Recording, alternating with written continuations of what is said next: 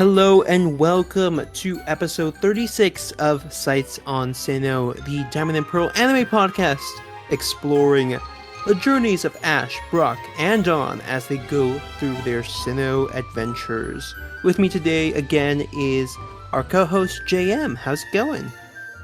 It's going well. Thanks for having me yet again. Of course. And this week we're covering episode 5 of Battle Dimension, named Bibarel Knaws Best, which I actually think is one of the cleverer titles that happens to be a pun. Yeah, no, it's a good one. Yeah, it's pretty solid. And the blurb for this episode reads, "On the way to Salacion Town, our heroes reach a river with an unfinished bridge.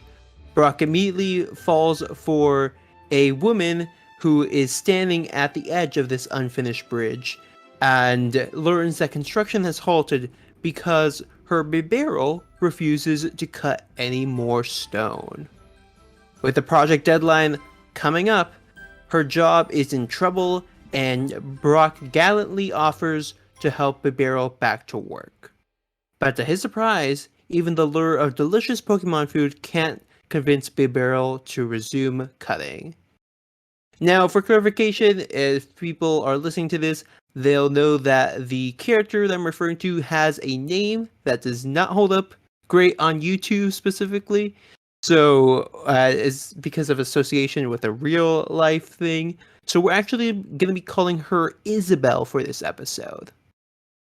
Yeah, we just want to be safe here. It's a name that has a lot of context outside of what it's known for these days. But Exactly. we just gonna avoid that. And this episode aired in 2007, so this was not anywhere near their radar, as far as I know. Right. But yeah, Isabel is a construction worker, or like she's a Foreman. foreman, and like this is the part that seemed unclear to me. Like, is she on the construction company side, or is she on the stone cutter side? Because it sounds like they're subcontracting them to build this. Right. I'm not actually sure. Yeah, it's kind of like in the end, I think it's a bit more distinct, but here there's a mayor who's talking with her and the head engineer who already looks like a big bully and just like an annoying antagonist as we start the episode off. Right. And I gotta say, I know the mayor only shows up at this opening part, but man, I can't deal with him just because he's the narrator's voice. It threw me off.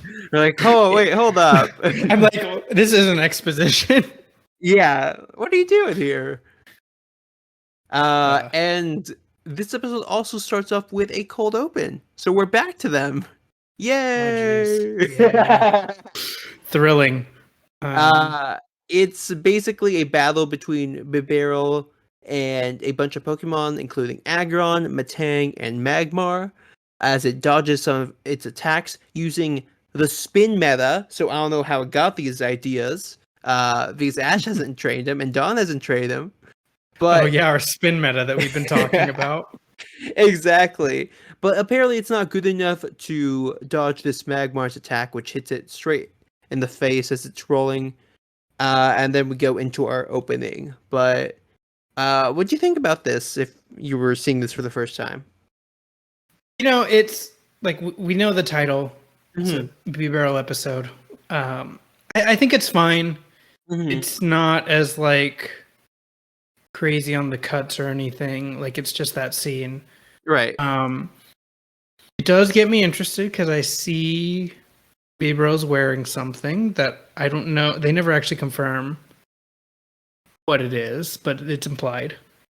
Yes. So it's neat to see a held item, especially because I've been seeing more of it with Unite. Exactly. No clue if it actually works. I believe what you're talking about is the focus band that Bibarel appears to be wearing. Yes, it is. I totally missed this as a kid. Oh, I definitely did it as well. Oh, okay, cool. Yeah, it's not until recent years where I'm like, oh, I see what he's wearing now. That makes a lot of sense. But it's an item that prevents Pokemon from fainting if they're hit by a move that has the ability to knock them out with one hit.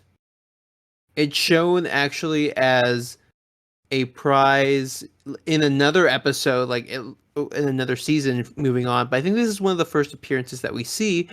Bulbapedia does not mention it. Yeah, it's in the trivia for the episode here.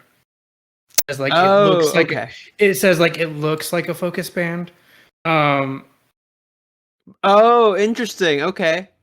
One thing to note is, yeah, this item is for any move. It doesn't have to be like a one hit. It's any move that would faint it normally. Right, exactly. So I think it actually does come into play in the episode. It's just like one of those things that it's not like Ash yelling about the item taking effect or anything. So it's not entirely obvious, but it is neat to see it in this opening and be like, oh, that's a neat little thing to have in there.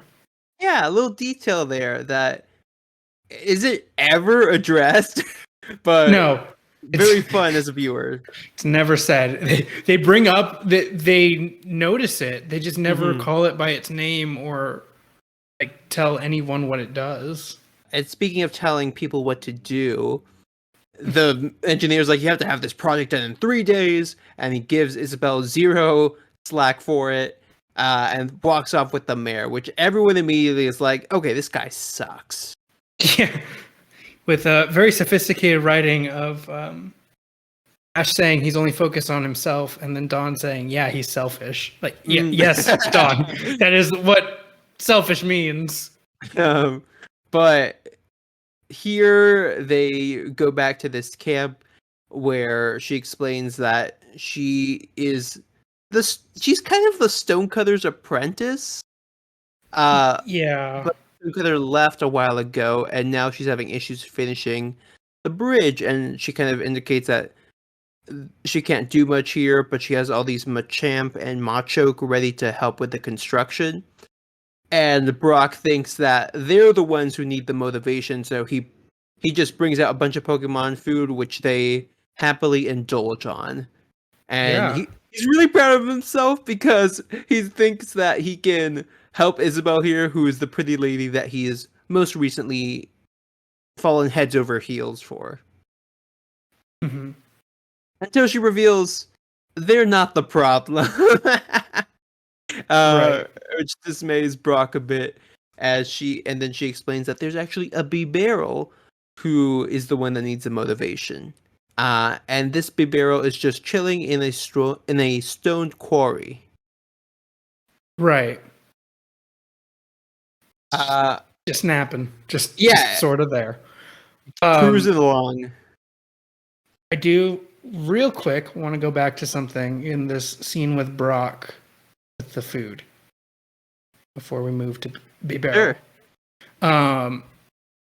Ash is talking about how great Brock is with his food. And of all the characters to make a comment, Piplup steps up. And is like very proud of Brock. Dawn like comments on this. Yeah, I think this is because it says like that's what makes the Pokemon so like strong and healthy. Yeah. And that's where Piplup takes the interpretation, oh, it's talking about me being strong and healthy. But then Dawn's clarification to Piplup is, I think Ash was talking about Brock's food, not Brock. And then Piplup gets all embarrassed. Yeah. So it was like, oh, okay. Like, it was actually kind of cheering for Brock on this one. It's like, hey, Brock makes the food, though. Right. I don't know. It was a fun little thing, because you don't see Piplup and Brock interact a lot. Sure, yeah. And I think another detail here, before we move on as well, is Team Rocket is spying on these Machoke and Machamp. And you know what? This isn't the worst idea they've had for why to steal a particular set of Pokemon. Yeah. Because they're like, hey, we can use these Pokemon that are known, like, are clearly good at building to help build the Team Rocket Sinnoh base, which was the thing that they wanted to do in the very beginning of this arc. Yeah, one of their more focused Giovanni hypothetical scenarios. It's better than the one with all the bird Pokemon, at least. Oh man, I forgot about that. But yeah, it's very much like, hey, we can actually help do something here with these Machamp and Machoke, which is like, pretty good, especially good. Like it's established that these Pokemon know how to build, and they can actually help with them achieving this goal in particular, in a less than zany way. So as we go back to the Stone Quarry, our heroes are like, "Oh, what's a Bibarel?"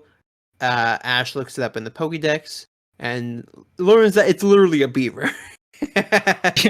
Yep. It builds dams in water using logs, and then Brock says, "Hey, don't worry, I'll take care of this." He makes up a batch of Pokemon food by pulling a table out of his bag to set everything up on. Brock is so extra in this episode. Yes, he's going over 100% to try to impress this lady. Yeah, he's really putting in the effort. Right. And the effort is impressing Pit Barrel as it completely eats the food and then immediately goes back to sleep. Which just shocks Brock, who's like, "What? The Barrel's so healthy, but it doesn't want to do anything." Right. And after all this, we're like a third into the episode. Isabel finally explains what's going on here. Because Brock apparently was just like getting in the way of every time she tried to do so.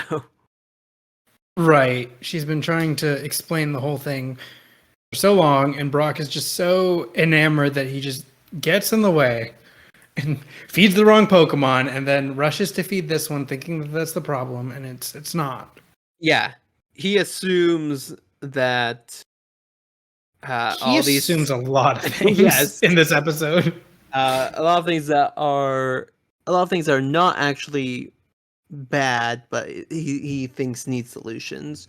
And this is actually a fun moment where he hears how Isabel actually raised this Bibarel and that she's a Pokemon breeder, and he immediately is very ashamed that he kind of was very presumptuous of another breeder. Yeah. Which is kind of nice. And also shows Pokemon breeders can do a lot of things after being breeders. It's an interesting application of the breeder role. Mm-hmm. That, because she's a Pokemon breeder, she's somehow involved in the stone cutting and bridge building industries. Yeah, like she raises Pokemon to do specific kinds of jobs. Right. Like we saw in the previous episode, Amy Nectric was raised to help out at a power plant. Here, they're helping with infrastructure, and a specific craft specialty, which is the stone cutting. Right. And I think this gives us a better idea of what a Pokemon breeder is, because even in some of the early episodes of this season and show, I know several other co-hosts were like, "What's a breeder exactly?" Like in the games, it's someone who raises like baby Pokemon from the trainer class, but this gives us a better idea of what they do in the anime world. Right. Which is still kind of vague because it can be like anything. It's kind of like a consultant, I want to imagine, but yeah, like the person who I don't want to say produces because that sounds weird. Mm-hmm. But the person who cultivates like Pokemon for specific purposes. Mm-hmm. Yeah, consultant's a good word for it. Yeah, though here it's a little more intimate and like more of a bond between what the consultant is cultivating and the product, basically, because it's a Pokemon, of course. Right. This is where we get more of an explanation of what's going on, and Brock kind of tries to question her and see what's happening, as she explains the history of her raising Bibarel to kind of cut stone, and over time as a young trainer, we get this like weird tinting of her flashbacks. Yeah. Suddenly in like sepia. Yeah, exactly. I'm like, oh, that's interesting. um, Not that and long ago. It was like a few months at right, most. yeah, like maybe a year or two because she's like not in her uniform. But she introduces Bibero to an expert or a master stonecutter, and he says, "Yeah, Bibero definitely has potential, so I'll go and help him fulfill that potential." So Bibero went off with this master stonecutter, and then sometime later, he brings him back to her, and she sees how much faster Bibero is and how much more skilled it is at stone cutting. Right. Which is like, oh, cool! Like this is the person who like gives Bibero its master's degree, basically. Right. But the This issue is, Bibero seems to have lost its drive after the master stonecutter went away, and right. Brock deduces it misses its teacher. Right. It's just I don't know, this whole story is just an odd dynamic to me. In that Mm-hmm. it's like not clear what Isabel's role is in all of this. Because Yeah, like she starts out training Bibero for stone cutting, and then she passes it off to the stonecutter, the master yeah. stonecutter. But then they work together. Right. It's like, why do you have both of them on this? Right. Like, what is she bringing to the table other than a horde of Machoke and Machamp, which kind of weird to have offhand. But I think. Hmm? yeah, I just don't know because then, because then the stonecutter gets injured Right. Hmm. and she's still working the site. So I think what happens is Bibero gets its like whole thing it gets its mastery with the stonecutter master, and they go their separate ways. The stonecutter is with Bibero at the site and then breaks his back, and he goes away to recover, and she gets brought in on the project with this tight deadline, and she just happens to be like the best substitute for the job here because she raised Bibero in the first place. Mm-hmm. So she's kind of the fill-in for him. Right, like the substitute. Right, like the backup person because they need to get this job finished. Right. Um, so that's the best explanation that I can think of here. Okay, I buy that.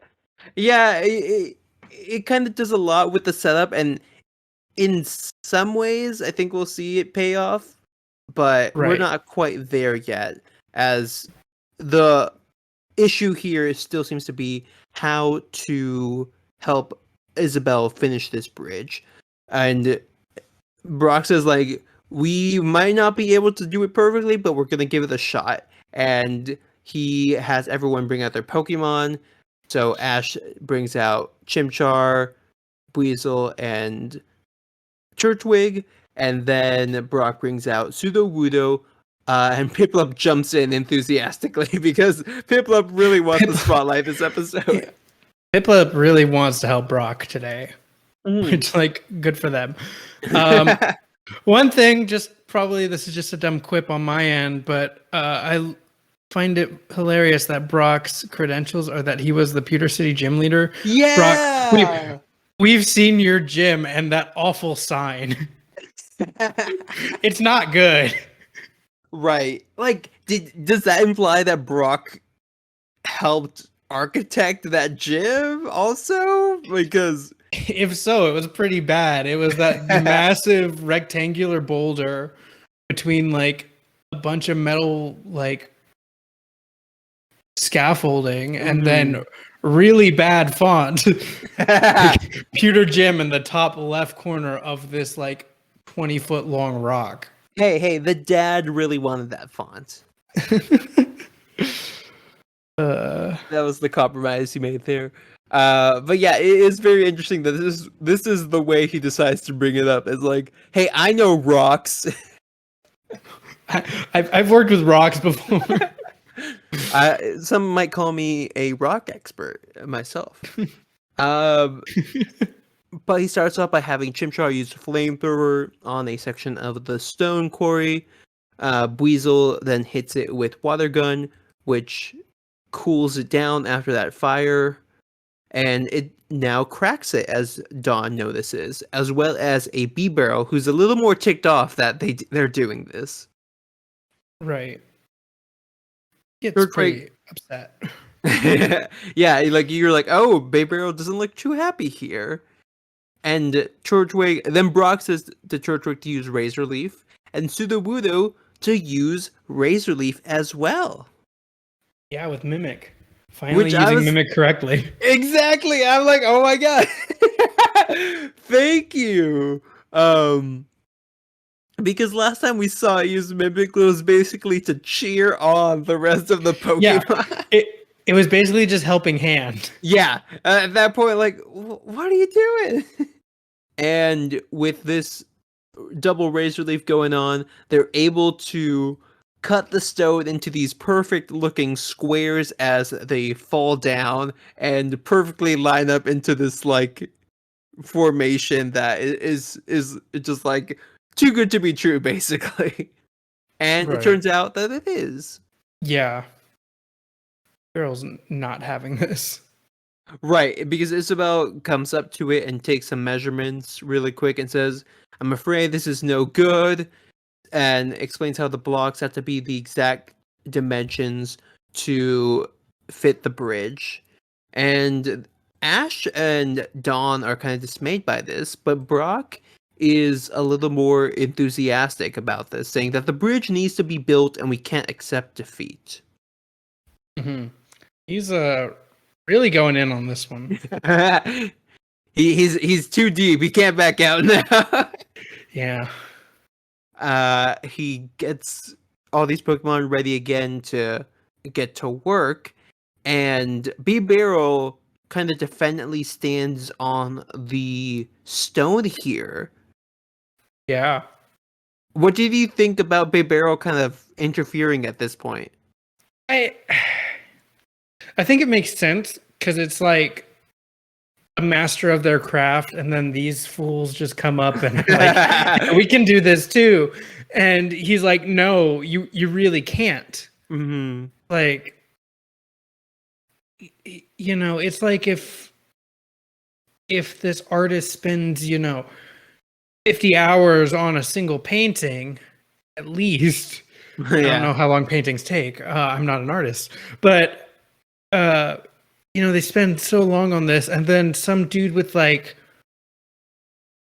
a set of finger paint comes in and tries to like mimic the painting. I'd be insulted. Mm-hmm.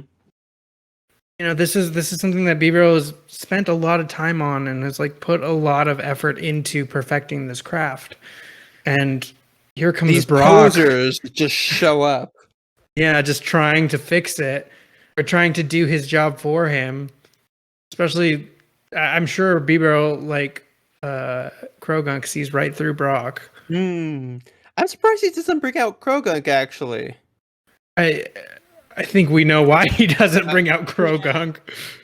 Can't have Krogunk catching on. True motivation. Well, and Krogunk doesn't even appear this episode, I'm pretty sure. It does stop him at the end. Oh, okay. And Krogunk saves him at the beginning. Oh yeah, as he jumps off the bridge. I totally forgot that. That's right. That was a great moment. Mm-hmm. Yeah, I mean, I get why Bibarel's upset. It makes sense. It tracks. Yeah, he's like, you're in my quarry trying to do my job. Yeah, not gonna happen. And Brock actually kind of says, "Hey, are you ready to get to work?" So it seems like the ulterior motive here is maybe if Ghosting him we out. exactly if we try to interfere here in the work, Bibarel might be like, "No, I'll do it because I'm the one who's supposed to do it." Right. But Bibarel doesn't look like he's even going to give them that pleasure as it kind of stares them down.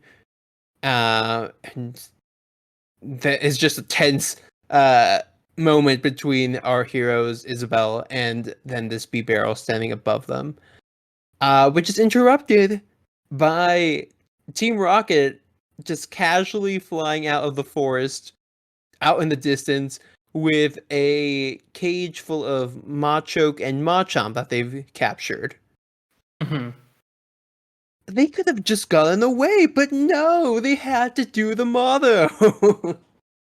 Well, they came back for the Bibarel. All right, that's fair because It, Bibarel does complete their construction crew. right. I mean, the whole reason the bridge isn't done is because they need a stone cutter. So a lot Mm-hmm. of good, a bunch of Machoke and Machamp are doing without something to cut the Hey, stones. hey! With their track record, I just grab what they could get and find another stonecutter Right. somewhere else. Right. But they know that they are very explicit about this, which I was like, oh, okay, that's neat that they're acknowledging that. Yeah, it's like the tightest Team Rocket plan we've had in Yeah. Sinnoh, which is a low bar, but it's there. But what makes this bar a little higher as well is Brock tries to use the same combo that weakened the stone to weaken the arm that they're using to snatch up this Bibarel, and it doesn't work. Right. He goes in for the flamethrower, followed by the water gun to weaken the arm, but then the double razor leaf still doesn't pierce through it. So good on Team Rocket, I guess. Yeah, they came prepared. They're very delighted to see that this worked. They throw in Bibarel into the cage. But Bibarel tightens its focus band and starts gnawing on the bars, which Team Rocket's like, oh no, that's not gonna work either because it's the same material as the arm. Right. They got a little cocky there. That they thought that they had them in the first half, but Bibarel's able to break through and free the Machamp and Machoke, which just jump down onto the top of the stone quarry. And Pikachu is like, all right, I know what to do here. Right. It climbs up and just hits him with a thunderbolt. Just get it over with. Like Exactly. we know where this is going. Right. And it's kind of neat that they don't just cut to like these nebulous scenes of them like using attacks in the middle of a background. Pikachu climbs up the top of the stone quarry to where all the Pokemon that were free actually jump to, so they don't jump like 50 feet down to the ground. Right. It's like very planned out on like the hero's part because Yeah. Ash is like, now's our chance. Like now we can do this. Exactly. And Brock also tries to take advantage of this with a happy Bibarel who's proud of breaking out his companions by saying, hey, Bibarel, why don't you do some stone cutting now? Please, Right? please, just do this. I'm desperate. I'm begging you, Bibo. He's just trying to be really, like, supportive and stepping in on positive moments, but Bibarel's like, no, immediately, like, no, you're not gonna trick me. None of this. Out of nowhere, we then see the head engineer come back in a crane machine, I believe. Yeah. And they're like, oh no, it's the head engineer. And he's like, you can't be trusted to get the job done. I'll just have to cut the stone myself.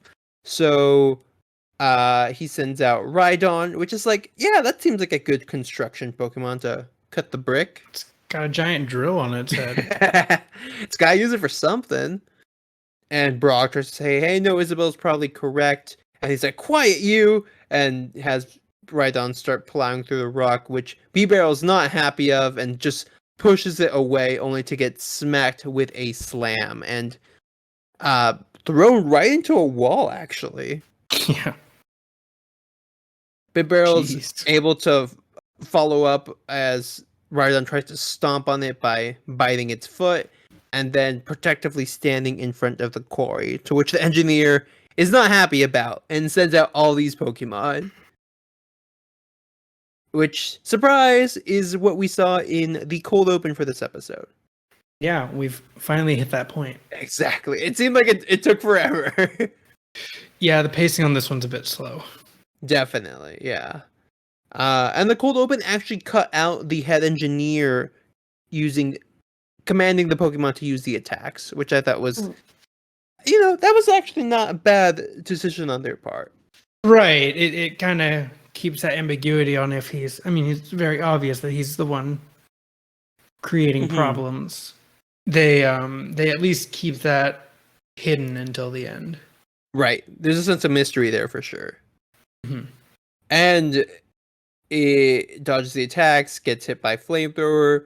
Isabelle is like, we gotta do something here, and Pikachu and Ash step in with an Iron Tail on Rhydon, Weasel's water gun, and then again the same moves that we saw to cut the stone. Yeah. Followed by a bubble beam from Piplup, I believe. Yep. Piplup finally gets to help. Piplup does something finally. Is this where you were talking about the focus band? Yeah, just after this. Oh, okay. Or okay. like right as this happened, right around this time, it's when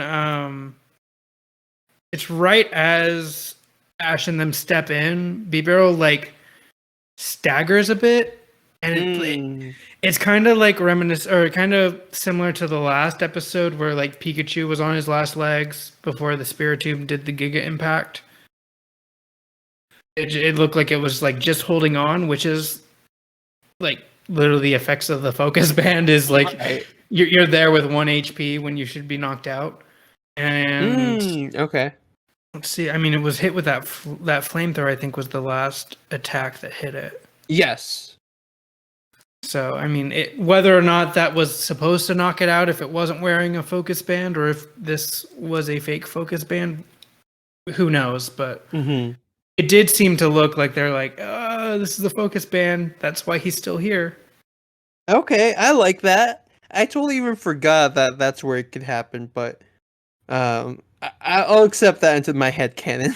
Yeah, I'm gonna roll with it, whether or not it's true. It looks like a focus band. Yeah, or else that band does nothing this whole episode. So, right, I think like why have it? Exactly. Yeah. And the head engineer is not having it himself as he goes in with a crane, to like get the Bibarel, I guess. I think he's just going for the stone. Yeah, I think so. Just to like go at the quarry. Mm-hmm. He's just desperate at this point. Yeah, that does not prove fruitful though, as he's hit. Oh man! By a giant boulder. Yeah, that just comes out of nowhere and knocks the whole machine on its side. And viewers, please note that that's literally what the summary says in the episode: is the rock comes out of nowhere and knocks it over. This is like, it's not us exaggerating. It's just straight up yeeted from off screen. Just like it's almost comical. Like, where did this come comical, from? But I was like, who? Like, I'm like trying to figure out who did this. Like, did you have any clue when you saw this moment? No, I was like, where did that come from? Yeah, and we find out it came from none other than the Master Stonecutter, who is riding on the shoulder of a Machamp while holding something else in his hands. Right. So this guy is clearly from Alola. Clearly, he's a few generations ahead of his time. He learned the stone cutting there, and then came to Sinnoh, because no one knows how to do that here. And they're like, "Hey, you're back. What happened? I thought your back needed to be healed." And he's like, "No, it's okay. I have this blueprint." And he's like, "I was never injured." Yeah, exactly. Okay. And then the engineer freaks out when he mentions the blueprint, but he just yells at him. Yeah. He goes, ah! And the engineer just backs off.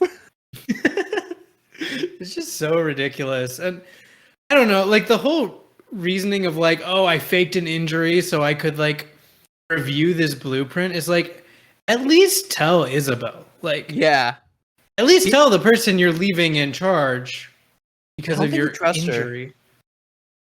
Guess not. He like just took her Bibarel, raised it, and was like, "Yeah, it's good now." I was like, But even if he had suspicions that the blueprint was bad, you know, why would he like just indicate like, "Hey, Isabel, keep doing what you're doing. It's fine."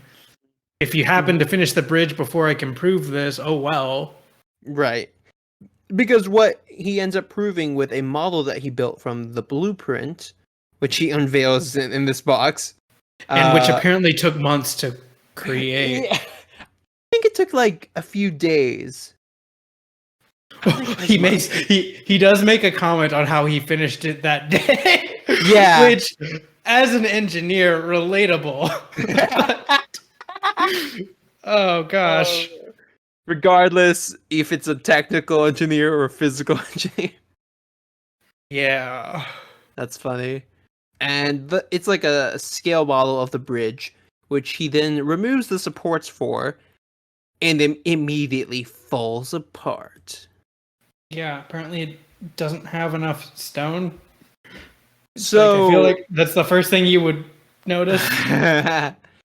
It says, well, he says if the bridge were built according to this blueprint, it wouldn't be able to support its own weight and would collapse. Right. So I think it's just like, well, okay, so yeah, they then turn to the engineer, and Isabel's like, what? Like, why did you do this? And he says, because we never would have finished it in time, and his reputation would have been ruined. Your reputation would have been ruined more if the bridge collapsed. Exactly. If your building collapses, I think someone's gonna look at that more than. But we got it done in time, and that's what's important. Jeez. Yeah, the clock's ticking, and then the Master Stonebearer says, "You're not fit to work alongside stonecutters." Yeah. Prestige. Yeah, exactly. And he says, "Now get off this site or else." And then Bibarel comes up to him, aggressive, in the closed captions. The Machop and the Machoke and the Machamp also come up, aggressive. And then all these Pokemon come up, and he just decides to run away, followed by a stampeding herd of his Pokemon. Right. So, victory? Yeah, I mean, they got rid of the guy causing all the problems. And, okay, so maybe this is why he took a while, because the Master Stonecutter says, I actually also created another blueprint. Yeah, this is the thing that he just finished that day, was the blueprint. Yes. To actually make the bridge functional and not deadly. Cutting it real close there, buddy. Yeah, because even Isabel's like, we better start this right away. Like, Yeah. Hold up. Good thing we have 5 people and like 15 Pokemon. Right, like... Even though only one of them can cut the rock. Exactly. How long was this going to take without our hero's Pokemon here? Because the head engineer apparently knew that they couldn't do the current blueprint because it would take too long, assuming that he knows how long a functional bridge plant would take. Right. So, I don't know. Like, get the mayor here and like be like, hey, no, it's gonna take some days, but this is what happened. Like, are we thinking too deep into this for a kid's cartoon, or Yeah, I don't know. Like, it just doesn't connect for me. Yeah, exactly. But it's like power friendship helps It's kind of what it comes down to here. Power, friendship, doing the right thing, and suddenly we have a bridge and like end episode, I guess. Yeah. It is a cute construction scene, though. We see like Yeah. Piplup and Pikachu both working to carry one slab, while Happiny carries like 5 by itself. It is fun. The Stonecutter, Isabelle, all the construction Pokemon, and our heroes help put this bridge together. And my first thought is there is a child labor lawsuit waiting to happen here. Well, last episode was the copyright stuff, so Oh, okay. we're just jumping on all the lawsuits here. Ash and his friends facing a lot of legal troubles. That's the 8th gym. Oh, yeah. Court. Just court. They then cut to the day the bridge opens, and they're on the other side looking down at the celebration. And the Master Stonecutter thanks them for their hard work and gives them all the bands that we saw Bibarel wearing. Yeah, it's kind of cute. I wish they like actually used them, but Right. Like at the end of the last season, we got the Sooth Bells, yeah, and I don't think those are ever seen again, as far as I remember. all these held items that they're not even going to use. Like, give them to me and my Unite team. My headcanon is, you know how we never see them like make money, but they still go to the store and buy things? Oh, they just sell it? Yeah, exactly. He put They're good items. Right? Just use them. You'll get money from battles if you win, and you can win using these items. Brock here is still trying to win over Isabelle, and then Krogunk makes its 3rd appearance this episode after helping in the construction, and just jabs Brock and drags him away as he says, "Forgot no blueprint." And Isabelle remarks, "Oh, you don't look too good." He's like, "You do." It's a pretty smooth Brock line, I gotta admit, but yeah. Dang it, Brock. Krogunk should definitely jab him again. Yeah. And then Brock recovers, takes off the band, and walks away with the rest of our heroes. Presumably because we just cut to the scene of them walking, and he's not wearing it anymore. Yeah. Oh, you know why he had the stamina to say "you do"? Oh, because he had the fucking Yeah! Oh man, I like that. I like that. It's idea. all for this moment. That's a good build up that I think no one noticed. I didn't notice until just now, so Man, I wish they actually just called it like they didn't have Yeah. to explain it. Just call it by name. Like, yeah. got a focus band. Like great. People who know It's what a fun focus treat. band in were like, yeah, awesome. Held Play the items. game. Find out if you haven't, but oh man, this was a I love that ending now that's in my head canon. Yeah, I like that. But what do you think about this episode, Bibarel Knaws best? And what would you rate it? It's fine. I don't love it. I think it's fun. Like I enjoy the Bibarel interactions. I think there's a lot of logic leaps and just like threads that don't quite line up that I'm not a fan of. Namely with the whole like who works for who and why did this take so long? Like why did he have to fake this injury and not tell anyone? Not even like fine, tell the Bibarel. Well, Bibarel knows. Did it? Yeah, that's why it wasn't constructing. Oh. Oh, did you not get that? No, I didn't. Oh, yeah. So Bibarel was aware Yes. that the design was bad or potentially bad. Right, and that's why it wouldn't build, even though it respects Isabelle and will listen to her.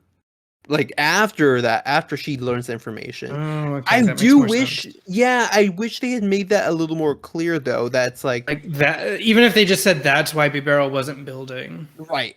that would have been great. Yeah. Okay. Does that makes more strengthen sense. it a bit? Yeah. For you?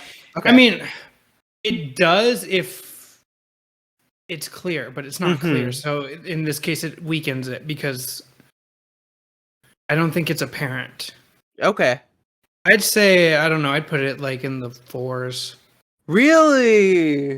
Okay. Yeah, I don't hate it. I just don't think it's strong enough to stand alone. Like I don't know, if I was like switching channels and the Diamond and Pearl anime happened to be on and this one showed up, I'd probably just, change channels. Interesting. Okay. Whereas like the Spiritomb episode that we talked about last time, I'd be like, Spiritomb, yes. Like this is a fun episode. I don't have to get invested into like the full story of the anime. I can just watch this episode and be content. This one I'm like, yeah, sure, if there's nothing else on. Yeah, I can see that because there is a lot of like weird flashback backstory that they have to do with the whole setup and Bibarel's origin, I guess. Yeah. Which could have been condensed and presented a little better, and also maybe clarify like like this is still a kid show, and even we're confused how like these companies in the infrastructure business are working together. Because it's like how did we get to this point? But Right. I really enjoy it, and I think it's a fun plot twist that makes it a little darker than you'd expect, but also kind of feeds into the idea of like Brock had like a good intent and a good approach to the situation without knowing what was going on, but now when it shows that he's not flawed as a breather. It's that there's something sinister happening that's like getting in the way of what he's trying to do here. Right. And I think that to me was clear when we see like Bibarel will still listen. It's not something that's personality or its attitude has been affected. It's more about Bibarel like taking a stance for an unknown reason, and we figured out what that is. Right. With the master. I think that works. Yeah, I think that works. I just don't think it was clear enough. Yeah, I wish there was a moment where like, and maybe it was, and it was really quick, but having a moment where Isabel's like, "Oh, that's why Bibarel wasn't doing the work," and Bibarel being like, "Yeah," or even just making it more obvious that Bibarel's listening to her again. Because even it was like a 1 minute montage of everyone building the bridge together, so you don't get that interaction. There was no dialogue. It was just them doing things. Yeah, I don't think Bibarel was even in this last scene. It does the cutting. No, I mean, when they're watching the bridge celebration. Oh, watching the bridge. No, it's not there. Yeah, but overall, I really like it, and it's a little more nuanced than I would expect, so that also boosts it up for me. But because there is some of that unclarity with the whole setup going into it, I think I'll end up giving this episode a 7. So Bibarel Knaws best is a 7 out of 10 for me. And I think it's honestly better than the Bidoof episode. It gets a little more redemption for its evolutionary line here. Agreed. It just has more purpose. And you know what's funny? That something that appears in both of those episodes? What? A mare. Oh. Dang it. You're not wrong. Bidoof mare. Oh, man. Wherever a Bidoof goes, a mare is sure to follow. Right. But that is it for this episode of Sights on Sinnoh. JM, thank you so much for being here. Yeah, thanks for having me. Of course. Have you ever used a Bibarel on your team? Aside from as an HM friend, no. Okay. I don't. Not in terms of battling. I don't think I've even used it for HMs, actually. I just distributed HMs all my Pokemon, but I might need to use it in this game if HMs do come back. Right. So we'll see. But if people want to see what your takes are on the anime or anything else Pokemon related, where can they do that on the internet? Yeah, you can find me on various platforms as TurtleGuy512. Cool, and I am on Twitter and Twitch as well at Will Be Teasing. Sometimes editing the podcast, sometimes just streaming some games like Unite. But feel free to check us out there and check out any other episodes we've done here below on this channel. If you want to see the anime, you can go ahead and check out the podcast, or you can check out those episodes on Pokemon TV as well. But this has been another episode of Sights on Sinnoh. I've been Will. I've been Jam. And we will see you in Sinnoh. Have a good one.